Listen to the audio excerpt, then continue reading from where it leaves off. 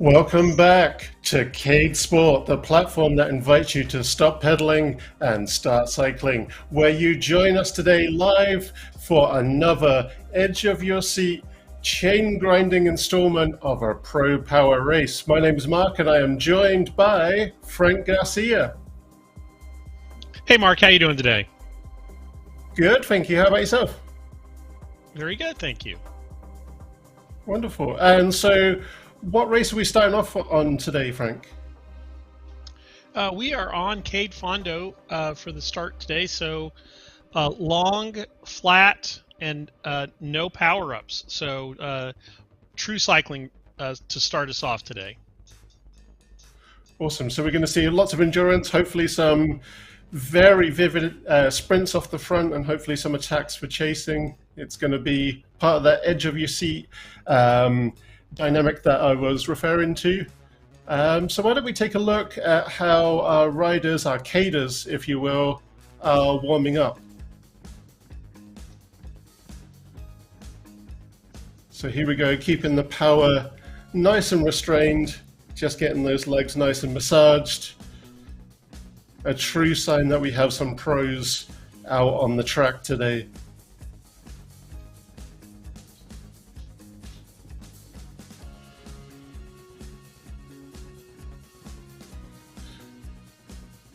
So what do you think we can expect today to see out on the course, out on Cade Fondo today, Frank? Well, I think it's it'll be interesting.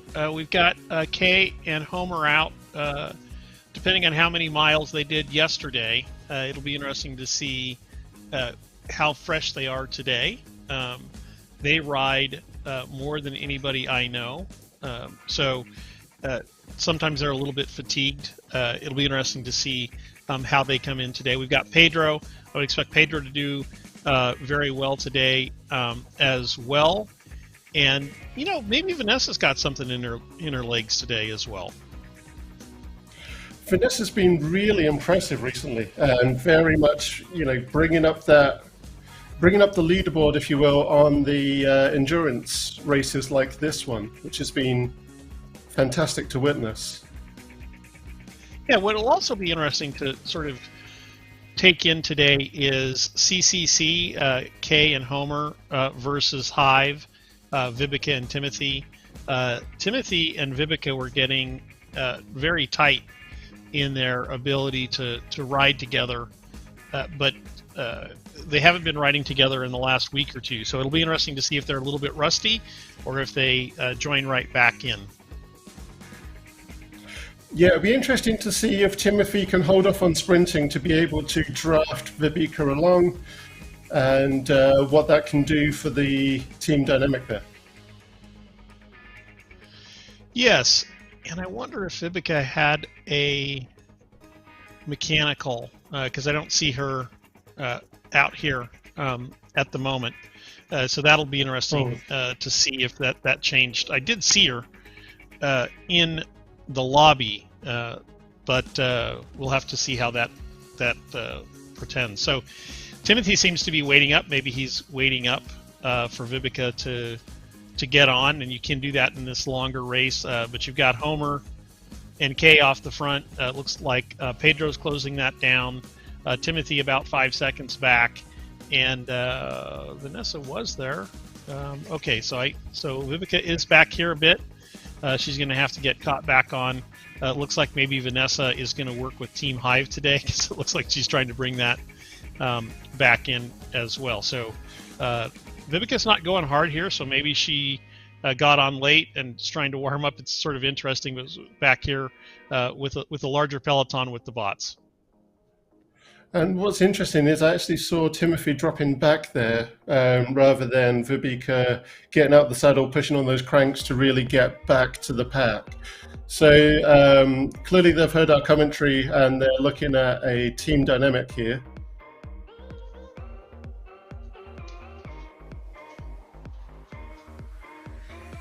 Now the bots, that's interesting, they're forming an echelon. Who would have thought the bots would be working as a team? Yeah, yes, and causing a few issues for these three riders to get by. But now, this will be interesting. It doesn't look like Kay and Homer are going terribly hard, but maybe they're going to hold FTP. So it's going to be an effort for these other three riders to catch back on. And something that's interesting to me is Pedro has opted to change to a tri-bike today.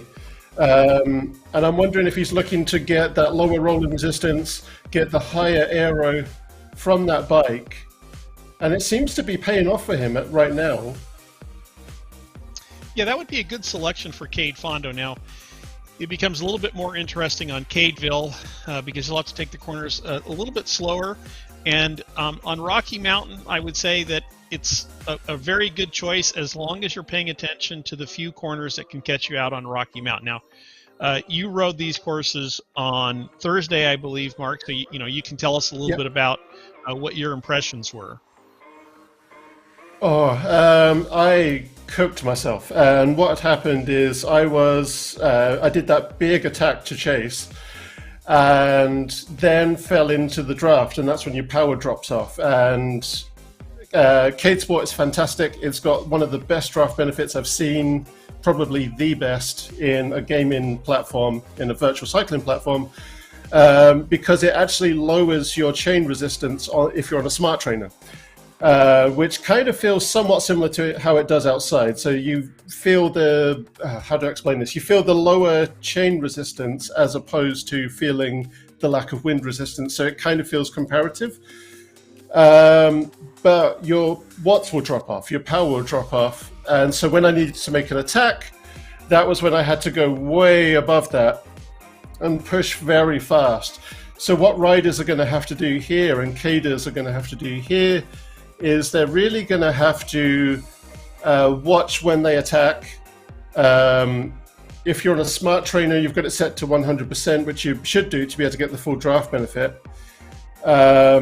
You're also going to have to perhaps not attack on a climb if you're not a powerful climber, because even though you're looking at 1 to 5% on these climbs, it's deceptive if you're in a high tension gear, which, for an endurance race, maybe you want to be. And so, there's a lot of dynamics that you don't see as the audience that really come into play. And there are things where I played it a lot more cautiously than I have in previous endurance races that the audience would have seen me on. But I still cooked myself because I relied too much on the draft benefit and relied too much on attacks to chase. This is where Vibika and Timothy, who we're watching now, Vibika's in the best possible place to have the draft. Timothy is perhaps the only rider on planet Earth I've ever seen who can sprint and hold that as endurance. It's just insane. So Vibeke can just be sucked along in that draft benefit and be held with the team in contention there. And I mean, look at that. They've just eaten 10 seconds of a gap. Timothy definitely starting to enter the hurt locker up at 187 equalized heart rate. Maximum is 200 that the game has ever seen for you. So he is definitely working hard. And Homer says, hey, we don't really want you to come back so easily. So Homer, and then Kay goes to the front. Definitely making Timothy work for this. So definitely putting some hurt in his legs. I think the beneficiary of all this is Pedro. He's just sat on, at the end of two people, sort of getting the maximum draft in a three-man draft area. So that sets up Pedro very well for the end of this race. Now, long way to go. We're only 5 kilometers in, 15 kilometers to go. But this is interesting. And Timothy says, hey, I'm going to just go right on by you guys. And heart rate up to 192. Timothy is highly motivated today. So very, very interesting tactics developing here. What I really like with Timothy's tactic here is he's broken up that peloton. And I'm not sure if they realized it until it was too late. And then now he's got his classic technique in where he's beginning to break up the effort, which is fantastic to see. And Pedro, sorry, carry on. Yeah, so I think we were headed the same direction there, Mark. It'll be interesting to see how Pedro plays this because, in theory, he should be in a spot of bother here because he's got 2 teams. Both of those teams have, 2 people in this front group here, and so normally you would say he'd be the one sort of left out here at the end. But as these 2 teams go to fight each other and potentially send attacks up the road, he can always just follow. And at the end, he might actually have a bit of an advantage here being solo, which doesn't happen very often. Yeah, I kind of experienced that too. I had a bit of an advantage the other day, and I managed to get as high as 3rd before being pushed back to 5th, but that's certainly higher than I've been when I've started doing these races at like 10th and 11th. On this particular race, I should say, not overall. And so, yeah, there is a benefit to being solo if you can attach to a peloton and certainly not be quite at the back, but definitely not at the front, because at the front you're going to be cooking yourself. Homer can endure that. He's clearly an endurance rider, both by time in the saddle, but being able to hold against chain resistance too. So it's going to be really interesting to hear. He's laying off the back, and whenever I get a strong rider laying off the back like Timothy is doing, I always have to wonder if they're building up to do an attack. Now, Timothy's got his heart rate back down to 175. He crosses the road, and maybe he is just trying to get his heart rate back under control. But boy, the hair on the back of my neck would be standing up if I was riding right now. And I would just be watching Timothy to see if there was a big burst, and he'd try and get a bit of a gap as he went by. So it'll be interesting to see if he launches off the back. He's a little too far back to be getting maximum draft benefit, and that's what would make me nervous. Now, if he gets right back on the wheels here, I might relax a little bit, but I'd still be keeping one eye on Timothy the whole time. Yeah, absolutely. He's, again, one of the few riders that if you put a notebook in front of him that had a checklist of 1 through 10 of sprints, he could just go, yep, check that one off, and just keep doing sprints and still have some left in the tank. Yep, and on cue, like I said, this is why you have to keep. Now, maybe Timothy was just testing him a little bit there because he just did a little bit of a burst. And maybe he was responding to the commentary, not really trying to do that, but maybe catch some people out. Now, one of the things I love about Homer and Kay is that CCC, cool, calm, and collected, really sort of matches how they ride. They're like, yeah, you go do a sprint. We've got power, we've got endurance, and we'll just reel you back in a little bit later. Now, that works very well for them, but every now and then I think on Thursday they got caught out by Martin and Timothy doing an attack and then working together. So they've got to pay attention to that. But maybe Hive is setting up. Maybe it's going to be Vivica's day. She's had a lot of good races. Maybe she's well rested. She could be quite fresh because I haven't seen her racing recently. So there's a sort of a good thing to look at as we watch this. Now, Mark, tell me a little bit. There's in the virtual cycling community at the moment. There's a little bit of a flurry of talking around steering because there have been some new devices added. But tell me about your experiences with steering in CadeSport and what you think about it and how you look at it, and just talk to me a little bit about it.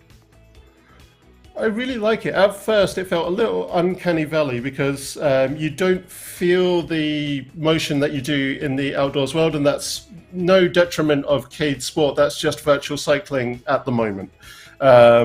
There's a device that's coming, which is getting a little bit off topic, but there's a device coming that looks like it's going to me, it looks a little bit promises, but let's see if there's a delivery kind of thing.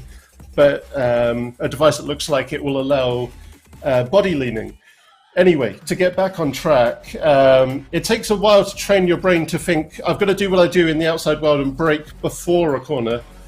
And that's kind of based more on the idea that most people now have disc brakes. And once I got used to that, it feels very, very intuitive to how it would in the real world. I really enjoy it. I really enjoy it on courses like this where you don't have to really focus on braking so much. You just kind of steer if you really want to change your lane position, or if you just want to feel a steering motion of coming around one of those gentle curves.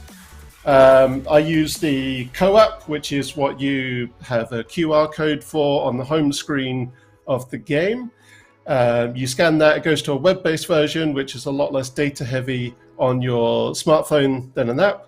And it has a brake button, as you can see on screen there, which the longer you hold that, it graduates by a percentage. So it's similar to kind of dampening your brake levers in the outside world. But you want to do that before coming into a corner, like as though you've got disc brakes, which disc brakes are wonderful, but I personally don't get on with them so well because if you do brake into a corner as you're actually turning, you can run into accidentally locking your wheels. And that's what we see with some of the crashing dynamic in CadeSport, which is fantastic. So if you ask me, in the outside world, I do prefer a road bike with V-brakes because you kind of can go around the corner a little bit dampened on the brakes. But I also ride in winter in Canada on a fat bike, and it has solid tires, but even that won't stop you if you're on really bad ice. So I can say for sure on that I love disc brakes because you can stop on a dime if you have to. And I like to clip in as well and be clipless on my fat bike. And you might have to just jump off the bike in a very hairy situation. So disc brakes are fantastic for that. Love this camera angle, by the way. Shout out to Damon, who is a camera operator, vMix operator, streamer extraordinaire today. But I love this angle. He does get some shots from the helicopter in CadeSport on our high definition pipeline that really are quite appealing. So shout out to him today. Interesting tactics. Everybody just kind of sitting in. I see that we've got Jennifer Garcia in the lobby, so she'll probably be joining us in the next race. I'm a little bit partial to her as she's my daughter. She's probably happy that she missed this race because I know she's just getting back on the bike.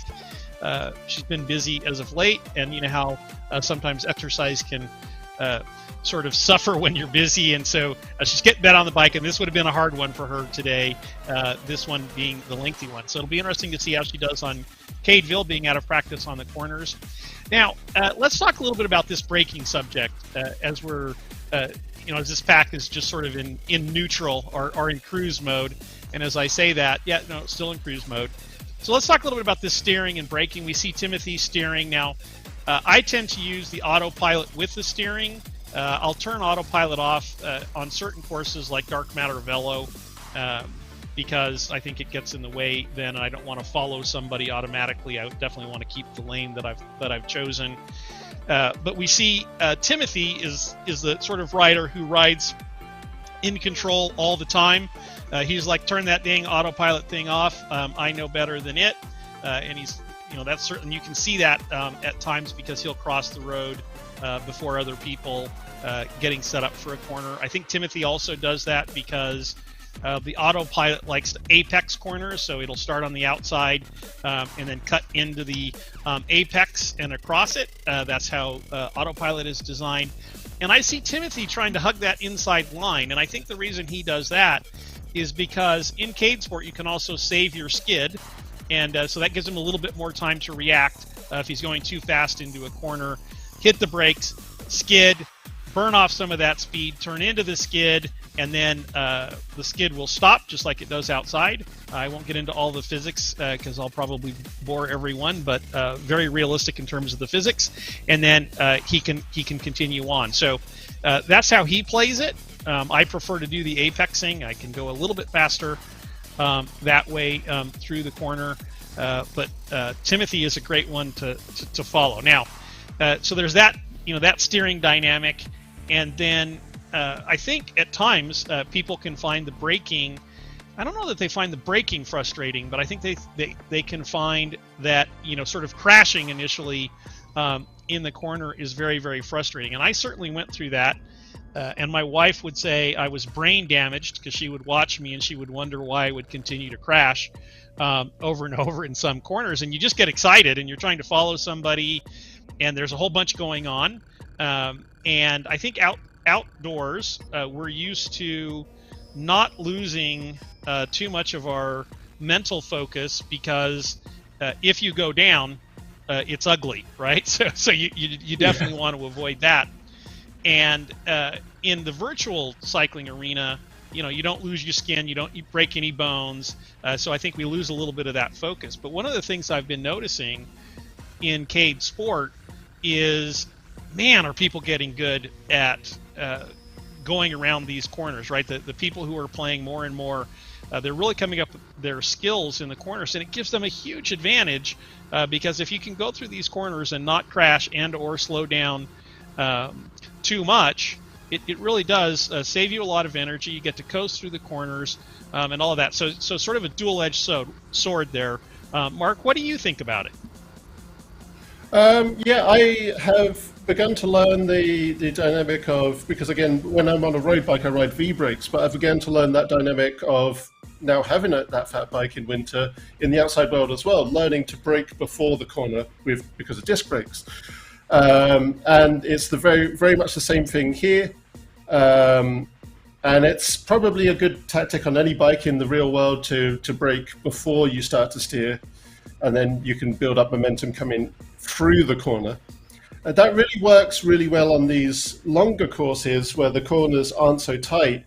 If there is a crash dynamic on the course, which there isn't on this one, but on Cadeville, for instance, I've begun to learn through, first of all, doing them to begin with, and I'm sure as everyone has seen live on these races, that I just was crashing horrendously, like once every corner to begin with. But then I began to learn not to rely so much even on braking, to reach about halfway through a straight and then begin to freewheel. And then I kind of found that I can just dampen the brakes a little bit, like a tiny bit with that button, just maybe hit like 20% on that dampening, and then steer into the corner, and you get this really smooth trajectory out of the corner. So yeah, it's this process of like getting used to what it means to do a tight corner, and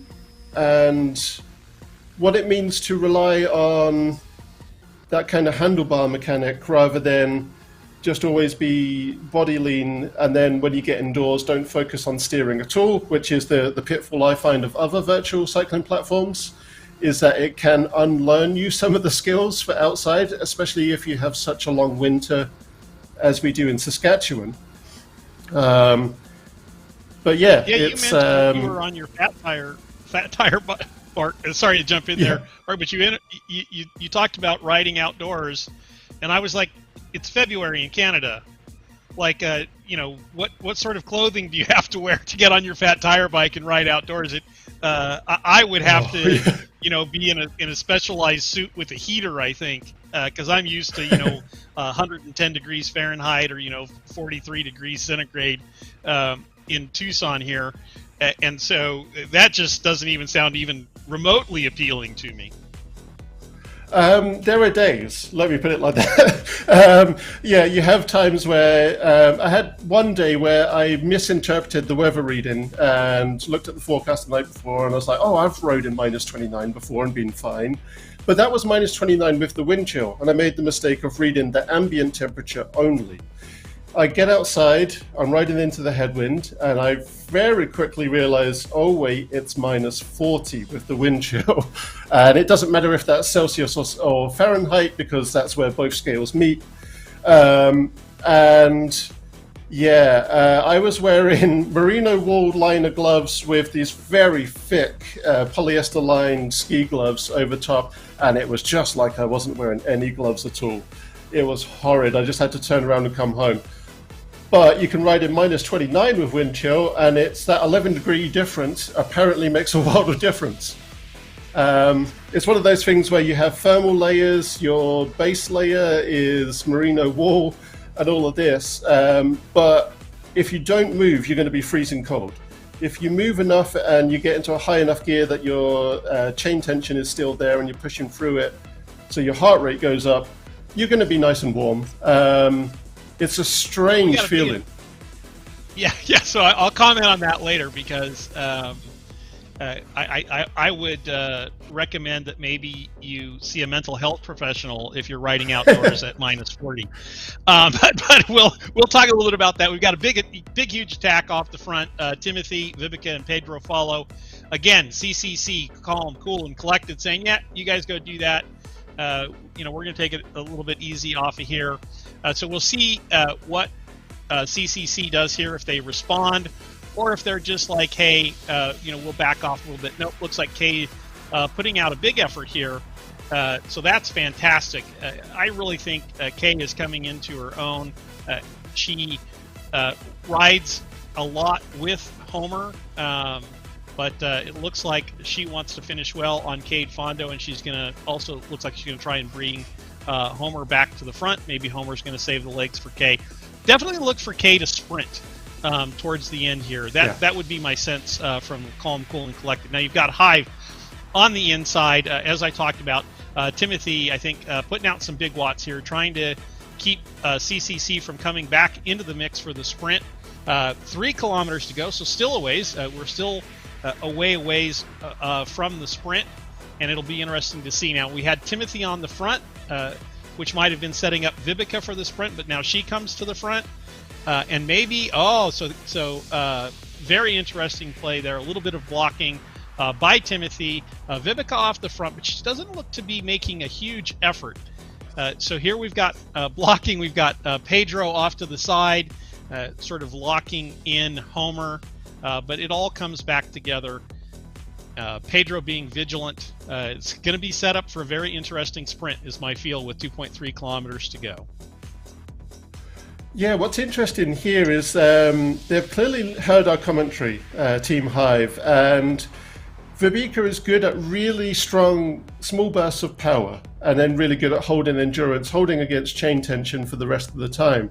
And they've been playing a tactic where Timothy's giving Vivica a draft, and then once she's feeling rested enough, that's when he will just get out the way and let her have that burst of power, which is what we saw there. Perhaps even paying attention to how, I know that I'm not on any team when I'm racing, but maybe you saw it if you were watching. Vanessa and I worked a little bit together.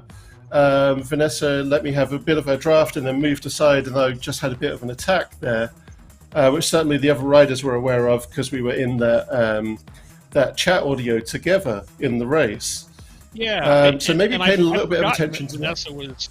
Yeah, forgotten that Vanessa was in the race. I think she's about a year behind these guys. So I know Vanessa's been riding a lot this week, and she's ridden all of these long rides. And although Vanessa's fitness is coming up, I think she's worn her her legs to a frazzle, a nubble, and so she's taking it pretty easy in this one. But I would expect her to really start to shine in Cadeville, and then we'll see how her endurance holds up for the final race of the day on Rocky Mountain. One of my favorite courses. I really love Cyclogen City and Rocky Mountain because most of the tarmac is, you don't have to worry too much about the corners, but you do have to worry about a little bit. They can catch you out, so you do have to pay attention. So I think it's a nice balance, nice mix. Definitely things picking up here. We've got Timothy doing an attack, not a huge attack. And now with 0.8 kilometers to go, wow, that's an early sprint by Pedro. Can he hold it to the line? That'll be very interesting to see if he can hold it to the line. That's a really, really long sprint. We've got Timothy here answering the call, getting onto his wheel. Then he'll dive down. He'll rest for a bit. 0.5 kilometers to go. That's still a long sprint. I kind of favor Homer here, who saved a little bit of power, and this will be interesting. Okay, now Homer's got to put out the big sprint here. He's holding higher power. This will be very interesting. Can he get Timothy at the line? I think he can. Here goes Homer. Big sprint. Timothy answering with a big sprint. Okay, this is just slightly ahead. Oh, Homer tries to get the block. And he doesn't get the block, but he puts in some more power. Timothy's able to answer 2:02. I tell you what, pushed beyond his limit. Timothy obviously still developing his fitness on Cade Sport. Looked well rested. Homer very well rested there. This is a 3x in terms of points for the playlist. So some fantastic work there by Timothy. Obviously highly motivated. In terms of what was happening there. Homer was highly motivated. Pedro just getting caught out, but finishing off the podium. Some very interesting sprint dynamics there, Mark. Yeah, that was fantastic to see. That was by a nose. So that was absolutely fantastic. So yeah, Homer's only an edge behind in the points as well. Kay, interestingly, and Kay actually got Pedro. I'm sorry. So fantastic podium finish for Kay there as well. I think I missed that sprint, but she must have sprinted by Pedro. So very, very interesting development there. Yeah, that was interesting because that was a peloton the whole way, and we had a pack that it was just nose to nose the entire way. Interesting to see those little tiny changes towards the end. Homer very much coming from the back of that little peloton, and which is not surprising. As I was saying in the race there, he's somebody who doesn't need the draft benefit. He can just hold against chain tension and just go and go and go. Yeah, that was very interesting. Pedro, I love the try and get out from 0.8 kilometers. That's a difficult place. I would say the earliest you want to go is about 700 meters to go to the line. That's very, very difficult to do. 800 meters, nearly impossible to sort of maintain your sprint. So you're going to fade at the end. So you got to get a big gap, but it's hard at sort of that one, below 1 kilometer. It's sort of hard to catch people off guard in terms of your sprint. So sometimes you can sprint, I would say, at the 1.2 kilometer, let's say 1,200 meters to 1,500 meters, just above the 1 kilometer area. You might be able to catch some people by surprise, but then that's more of you got to be careful you don't sprint too hard to catch them by surprise. You got to get a gap, but then you got to hold it, and you got to hold it for something on the order over a minute, so that becomes difficult, right? So it's very, very interesting the play there. So maybe Pedro went just a little bit early in that race, but I like the fact that he was trying to catch them by surprise. Yeah, that was promising. For me, I'm somebody that I'm only going to be able to benefit from a huge sprint, a huge attack like that, if I had the draft benefit immediately before it. And so Pedro went out from that peloton, and that's when you're really kind of cooking yourself against the air resistance. Oh, and I thought we had Cadeville, and instead we've got a track that probably I don't see Homer here, so I wonder if he's had a mechanical getting into the next race, which is unfortunate because he was certainly right there in the running with Timothy. So we'll sort of wait to get a report back on that. But we do see Vanessa coming to the fore here. Looks like she's going to go for the win on a course that isn't going to really boil her legs. Now, this Cade Cart course does burn up your legs in one section. There's one section where you can go really quite hard for a while. So this is sort of a calm for most of the lap. And Vanessa overcooks it there. So that's going to hurt her advantage then to Timothy, I would think. But you've got Timothy and Pedro. Pedro says, no, there's no advantage for Timothy. I've got this. And Pedro's really been developing his skill. Each and every race, I see him getting better and better on the skill front.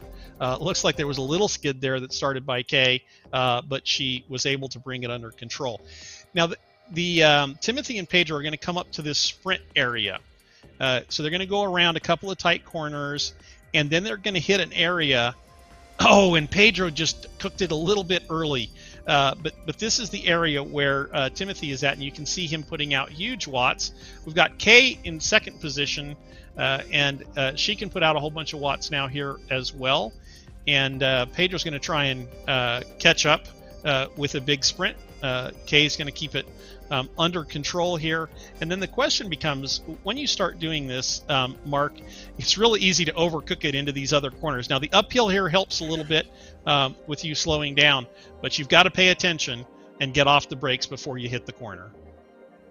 Yeah, absolutely. And especially when you get back into that downhill, that's one that catches everybody else out by surprise. Or am I thinking of a different map? I believe there's a slight downhill on here, isn't there? Into a corner?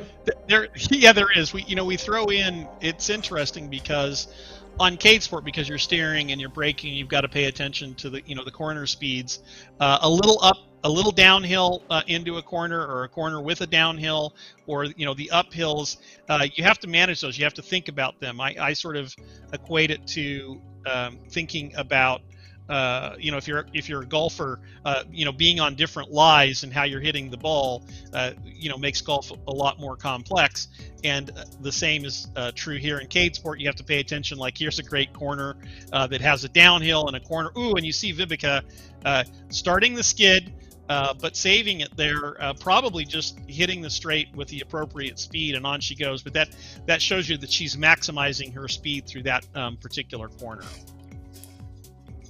Yeah, absolutely. And that's one of those things where, when they start to drift like that, that can very quickly go awry for you. That's caught me out a lot of times, both on this one and that much more dramatic downhill into the corner on Cadeville. That one on Cadeville is particularly nasty. Yeah, there are some little tricks, right, that the map designers, the route designers, the course designers, you will, at CadeSport, I think they have a little mischief in their heart. Oh, and Pedro goes down there, and so Vanessa using a corner caper at the same time. So big advantage to Vanessa here. Does she get the timing right? Can she make it through the next corner? No.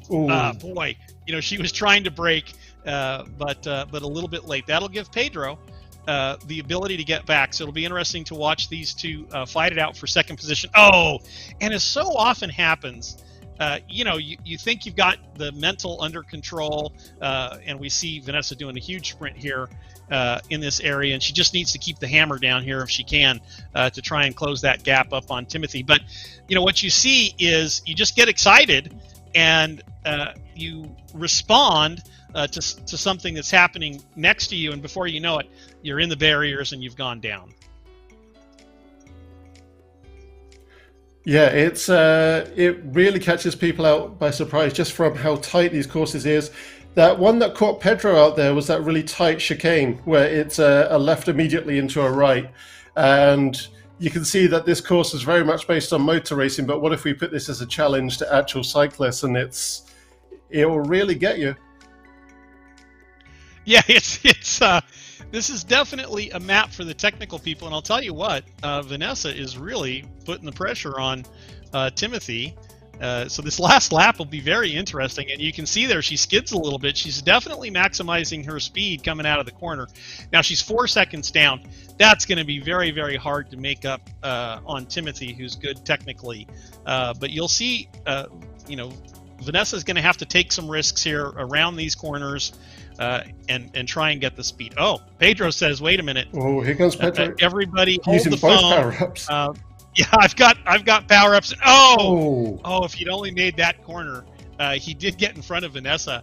Vanessa says, "Hey, no worries. I've done that. I knew what was going to happen to him." A great apex there by Vanessa going through the corner, and but Timothy has 7 seconds, so I think Timothy's really been pushing it through the corners. Probably been skidding, 3/4 of the way across the road, knowing Timothy. But master class that he can provide. He's definitely, look at that very tight corner, and he goes through there at speed and maintains his acceleration coming out of that. Boy, I would recommend a lot of riders just pay attention to how Timothy does it and try and emulate. Yeah, and I'm noticing, I'm not sure if this is, I'm going to have to pay more attention to Timothy's tactics in these like go-kart courses, but essentially I'm not sure if he's just listened to my commentary and Vanessa as well, or if this is a tactic they've been doing for a while. But I noticed that after hearing about my freewheel tactic, they're doing a combination of both pedaling and braking, and then just freewheeling certain corners as well. Yeah, I think that's one of the things, as most people would do outdoors. You don't have to not pedal through a tight corner. You can develop some skills, but most cyclists sort of learn early on that if they're in a tight corner and they're pedaling, their pedal can catch the asphalt with the lean, and that usually ends badly. So sort of outdoors, you're in that mode where a tight corner, you just naturally don't pedal. You tend to put the weight on your outside pedal, sort of stand on that, and then just go through the corner. So that's what most people would end up doing outdoors. But virtual cycling platforms for a while, since you didn't even crash in corners and you don't need to brake, became sort of just pedal all the time. And then so I think what happens is, obviously we're a virtual cycling platform, so people come and they sort of carry that paradigm, but it's better for them to have that paradigm outdoors. Now, we saw Timothy come across the line, we saw Vanessa come across the line, and we'll see Pedro come across the line here. Ooh. That was almost close. Going down. Yeah, so I think he still would have been able to maintain the answer. Now we've got an interesting Vivica and Kay. And Vivica has a power-up, so probably we'll get beyond Kay for the finish. It'll be interesting to see here. Yep, that was well played. This is the time to sprint. Yep, this is going to be close. 1200 watts, that's powerful. Yep, but Kay says, "I've got this," and holds it off. And then Kay makes it through the corner. That was awesome. So most people will crash in that corner after the finish. Kudos, Kay. She's like, "Nope, I'm treating this like real life. You don't want to go down anytime in real life." So that was a great bit of dynamic there. So this is interesting. Normally the gap is a lot larger between first and second, but to get it down to just under 2 seconds, Vanessa did a stunning job. So this was more of like, you can see the riders getting their tactics down, and they're getting to a point where they can do it more as attack and chase, and focus a little bit less on having to really stress over playing the right tactics at the right moment. Yes, so good development there. Unfortunate that Homer dropped out. That sort of gives Timothy a big advantage. But having said that, Kay is in the mix here in second. So looks like a high finish for Kay today. Pedro's very close, however. So this last race, it'll be interesting to watch Kay and Pedro. And then we'll see. I doubt that Timothy would fade so bad, but maybe he'll finish in last position, and Kay will win the day. But I think that's going to be difficult to pull off, especially with her teammate Homer having a mechanical and being out of the race. But it'll be interesting to see what Kay does on her own. What sort of tactics she's going to use. And then Pedro, it'll be interesting to see how Pedro reacts as well. And then I would imagine that Team Hive will try and get Vivica up the scoreboard in Rocky Mountains. So maybe they can finish like a 1-2 or a 1-3 in terms of the podium. So it'll be interesting to see what the dynamics are in the last race of the day. Yeah, absolutely. And coming into this final race, which goes back to that endurance and power, I kind of wanted to talk to you about something here, Frank, because what I didn't realize up until last night, actually, was that you, much like myself, have some endurance training, as you were the first person to get the virtual Everest, or the first recorded individual to get the virtual Everest. So this is kind of a thing where you've been racing for a while. How do you kind of win when you get back to this race that requires power? Well, that's where the training to be able to hold against lactate, the lactic acid, really comes into play. So what would you say is the best tactic for building up that endurance and being able to ride at power for time? Just ride a lot. It's like everybody's, use your heart rate variability and, eat this or eat that, and get a power meter and, do all of this stuff. All of that's good. Nothing against all of that. But if you want to become, good at cycling, especially on the endurance front, just ride a lot. That's the first parameter for that. And then I think a lot of people use a lot of these other things to sort of maximize their efficiencies for the amount of time that they have, because developing endurance is quite time consuming. You've got to ride a lot of hours, but you really do. You're just building up that base. You probably want to ride a lot of hours, not at intensity, but just out there cruising. In terms of that, so we can certainly talk about that. At one time, I was, very fit. Rode about 25 hours a week on average. 6.5 hour days going up climbs. That sort of thing. And now I was always a sprinter, so I never really liked the climbs that much. So sort of an odd cat in terms of being an endurance rider, but also being a sprinter. So that made me a little bit of a different cat. But if I was able to stay on in these long rides, then obviously I had a big advantage at the end. So people would definitely try and drop me on climbs, which made climbs all the more fun. But that's what I would say. Just ride a lot.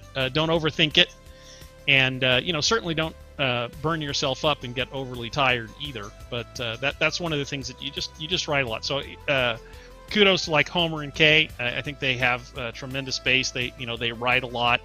Now they might get trapped a little bit in what we all get trapped on, and I certainly did this when I was riding a lot, is probably what you don't do is take enough rest or enough easy days. And that would be the classic mistake that would sort of hold you back long term. But if you ride a lot, your body acclimates, and that's basically what you want to do. Yeah. For me, I did a 12-hour effort indoors on a virtual cycling platform, and I learned the meaning of pain in, not to be too graphic, but in certain positions that you sit on, certain places that you sit on, because a smart trainer doesn't move, it doesn't allow your bike to move like it does in the outdoor world. And I was doing more distance than climbing, so Everesting is climbing. And people are now coming up with an even crazier thing than Everesting, which is to achieve the climb equivalent of Mount Everest by doing repeated climbs. People are now coming up with trenching, which is the equivalent depth to height of Mariana's Trench, which is a lot bigger than Everest. And I don't know why people want to do that to themselves. But yeah, I don't either. For me, I think everything, and what I would say is, yeah, you guys have at it. Do that as much as you want. I did it once. I don't ever need to do it again. I don't have that desire. I know there are some people who really get into that and do it multiple times. But no thanks. Yeah. And I've put a lot of hours in on the bike. Okay, big attack here by Vivica. So she's going off the front. As I said, this wouldn't surprise me at all that Team Hive is going to try and move her up the scoreboard. We got double points in this race, so this would be a good one for Vivica to take the win on.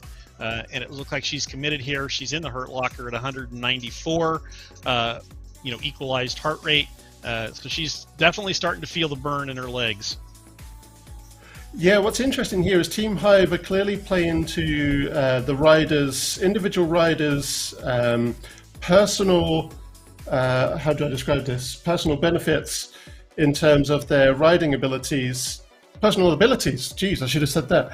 I'm teaching myself the English language, I guess. But anyway, Vivica is more of a climber. She has the power to hold in her quads, and they've really gone for that. And she has opened up a huge gap through that climb, which is, they've really played to that benefit. Back there. Yeah, and taking, look, she's at 202. So Team Hive, definitely highly motivated. Pedro says, hey, wait a minute. I'm not going to be caught out. He's actually even got a gap on Timothy, and Timothy looks maybe fading. Nope. Maybe taking a little bit of a rest and trying to sprint back on. And then Pedro dials it back down and tries to bring it back up as well. So Timothy marking. You still have a 5-second gap with Vivica off the front here. Looks like she's going strong. She's at 201. So, the whole body is on fire at that point, and she's suffering very, very well. That's what makes a great cyclist. Vanessa catching back on here, and I think she's going to go right on by. So this will be interesting. Okay. Weight lifted, power up here will help her with her acceleration. So she's going to accelerate hard here, and it looks like she's going to try and catch up to Vivica. I'm not sure Vivica is going to be too happy about that, but here we go. Is Vanessa going to be able to take the day? Vivica says, yeah, I've got that power up too, and I'm going to use it at the right spot.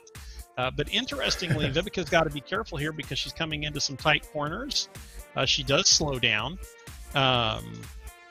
And Vanessa says, I think I'm better at corners than you, so let me show you how that's done. So that was very, very interesting. Timothy's going to get back into the mix here. And Team Hive, I imagine, after the corners are all done, will look to work together. Everybody in the hurt locker of these three, but you've got Vanessa with a little bit of a gap. Yeah, and what's really interesting is Vanessa seems to have been quite worn down, maybe a little bit tired on the first race, but it actually turns out that she was holding back for this final race, almost doing a Zeb tactic, where Zeb was like, oh, ich bin so müde, I'm so tired. But then he just comes along in the third race like, oh, ich bin stärker, I'm so strong, comes back, and so that's interesting to see. Yeah, so, and sometimes, when you've been pressing it a bit and you're a little bit fatigued, sometimes your legs just end up coming to you. And maybe that's what's happening to Vanessa. The first race, you're tired, and then suddenly you're like, wow, my legs feel good. And Timothy's legs obviously feel pretty good here. So Timothy putting the hammer down. Now it'll be interesting to see. Pedro goes down. Unfortunate for Pedro. Kay goes down. Unfortunate for Kay because she was coming back. She used a power up, but hopefully her and Pedro will be able to work together. But now we've got Team Hive taking on the lone Cade Sport rider, and I think this is a good tactic by Vanessa. So rather than wait for the teamwork to develop, and she says, okay, I'm going to put the hurt on you before you can put the hurt on me. This is a great tactic by the solo rider, and she had recovered quite well. So maybe she isn't as fatigued as we thought in terms of the heart rate. And so I think this is going to hurt. 2 kilometers to go. Whoa! And she almost overcooked it. Oh! And that cost Vivica to overcook it. And, that is so unfortunate, but it's a tactic that I've seen. I don't think Vanessa did that one on purpose this time. But it's a tactic that so often happens when you race into that corner and you break at the last moment, but you're putting the other people under pressure. They can respond, and then they go down. So that was very, very unfortunate for Vivica. Now Timothy, masterclass going through those corners. Sorry, go ahead, Mark. Yeah, I was just going to say, I've felt that in the races myself where you panic. You see somebody gaining a huge lead, well, not a lead, but they're beginning to break away. And they're beginning to get that breakaway, get that sprint distance. and you begin to panic, and then you don't even think about the corner. You just cook it, and then you realize too late that you've just punched it too hard through a corner. Yeah, we see Vanessa definitely wants to take the win from Timothy. Oh, but Timothy, he's got a wind at your back power-up. I tell you, he counts the power-ups. He saves them, but there's still 1.2 kilometers to go. Vanessa putting out 1,000 watts. She's got heart rate room to give. Advantage Vanessa here, really putting the power in. Let's go, Vanessa. Can she get him at the line? Kilometer to go. This is going to hurt really, really bad. We see Timothy trying to hold his power, but boy, is he blowing up. It looks like he's blowing up. 194. He's not putting out much power. Looks like he's saving it for the sprint, but still 0.8 kilometers to go. Oh, this is going to be an interesting sprint. I suspect that Timothy, this is one of the rare instances where we're seeing Timothy a little bit tired. Yeah, now remember, he did help Vibeke. He went back to bring Vibeke on at the end, so I definitely think this is advantage Vanessa, who didn't put out much effort in the first race. But I think Timothy's going to give us a big sprint here. So if I was Vanessa, I'd be sprinting right now, as hard as I could possibly go. Longer sprint's going to favor her for sure. Wait for 0.3, I would say. 0.3, and then go, because you can hold 0.3. Like most people who can't even sprint too well can hold 0.3. Yeah, Timothy putting out huge watts there. Now, come on, Vanessa. All you got, all you got, all you got. Very, very close sprint. Come on, Vanessa. Oh, yes. This is going to hurt bad. Come on, come on, come on, come on. Oh, my gosh. Oh, wow. That was by like 2 centimeters. Yeah, that let me tell you, that hurt both of those riders. Fantastic sprint. It looked to me like Timothy took the day. We'll wait for the results and see what that is. Oh, Vibeke and Kay sprinting. A lot of sprinting at the end of this race. Very, very close. Congratulations to Pedro on the 3rd place, rounding out the podium, and very nice sprint there at the end by Vibeke and Kay. Look at that. Yeah, 6/100ths of a second between Timothy and Vanessa. Fantastic sprint. That's one of those sprints where you wish they would come across tied, because both did a fabulous job. Pedro slotting in for 3rd, obviously paying attention. I saw that Vibeke went down, I think, again one more time. And that sort of happens, the domino effect. Once you go down, it's easy to keep going down because you're trying to press to get back. And that sort of makes things worse sometimes. And I think that's where Pedro was able to slip away. But then a great sprint by Vibeke and Kay, very close there as well. A couple of, tenths of a second on that one between the two. Nice sprint at the end there as well.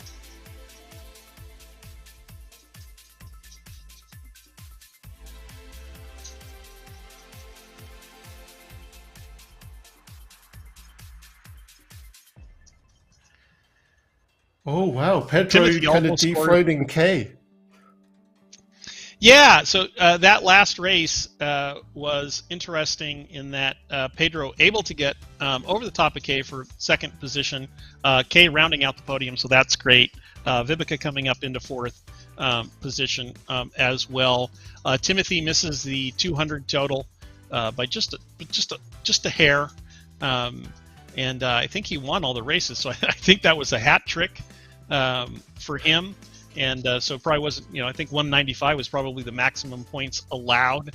It just seems unfair by the people who set up the multipliers. It seems like he should be able to get to 200 on that. But great racing today by everybody.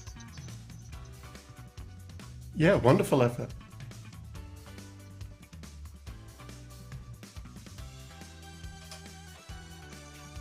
All right, well, thanks for joining us, everyone. This has been a truly entertaining race. Nail-biter, as always, edge of your seat, and really fantastic effort. Anything you wanted to add before we go, Frank? Nope. Everyone have a great day. Enjoy your weekend, and we look forward to seeing you on Tuesday.